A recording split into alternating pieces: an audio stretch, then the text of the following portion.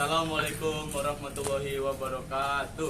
Kami dari kelas 11 TITL 2 yang beranggotakan Syadan Daud Maulana, Saya Michael Jonathan, Kagil Kesandi, saya Andri Mustamar, saya Zerfaki Albarki. Di sini kami akan menjelaskan tentang AC motor industri satu fasa. teori dasar 2.1, pengertian motor induksi satu fasa. Motor induksi satu fasa adalah suatu jenis dari motor-motor listrik yang bekerja berdasarkan induksi elektromagnetik. Motor induksi memiliki sebuah sumber energi listrik, yaitu di sini stator, sedangkan sistem listrikan di sisi rotornya diinduksikan melalui celah udara dari stator dengan media elektromagnet. Hal ini menyebabkan diberi nama motor induksi. Adapun penggunaan motor induksi di industri ini adalah sebagai penggerak seperti kompresor, pompa, penggerak utama, proses produksi, atau mill. Peralatan workshop seperti mesin-mesin bor, grinder, kren, dan sebagainya. 2,2 motor arus bolak-balik alternatif kanan. Motor arus bolak-balik atau AC terbagi sebagai berikut. 1. Motor sinkron. 2. Motor induksi terbagi lagi menjadi motor induksi satu fasa, motor induksi tiga fasa.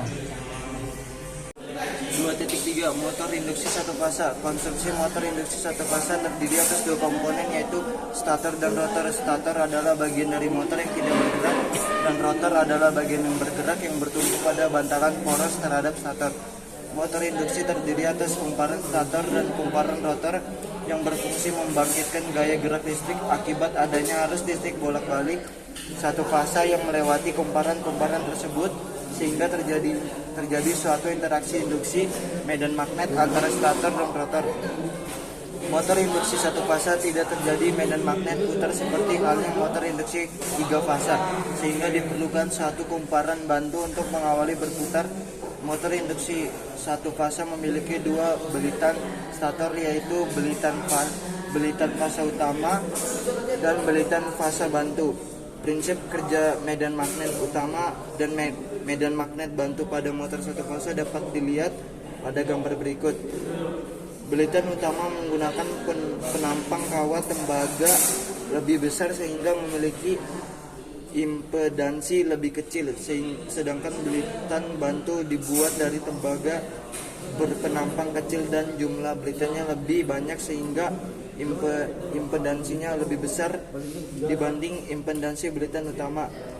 Grafik arus belitan bantu satu bantu dan arus belitan utama satu utama berbeda fase sebesar. Hal ini disebabkan karena perbedaan besarnya impedansi kedua belitan tersebut.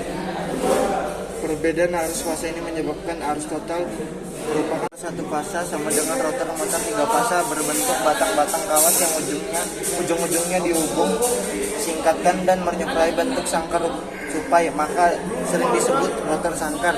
Belitan motor yang dipotong oleh medan putar stator menghasilkan tegangan induksi interaksi antara medan putar stator dan Jenis motor induksi satu fasa. Adapun jenis-jenis motor induksi satu fasa diantaranya adalah sebagai berikut. 1. Motor kapasitor. 2. Motor sadet pol. 3. Motor universal. Motor kapasitor.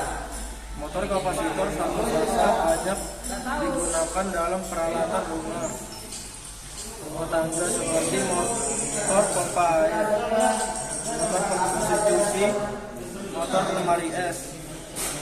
Konstruksinya sederhana dengan daya kecil dan bekerja supply PLN 270 V, menjadikan motor kapasitor banyak dipakai pada peralatan rumah tangga. Motor sadet pol. Motor sadet pol atau motor fasa belah termasuk motor satu fasa daya kecil, banyak digunakan untuk peralatan rumah tangga sebagai motor penggerak kipas angin dan blender. Konstruksi sangat sederhana. Pada kedua ujung stator ada dua kawat yang terpasang dan dihubung singkatkan fungsinya sebagai pembelah fasa. Belitkan stator dibelitkan sekeliling inti membentuk seperti belitan transformator. Motornya membentuk sangkar tupai dan porosnya ditempatkan pada rumah stator, dipotong dan buat miring.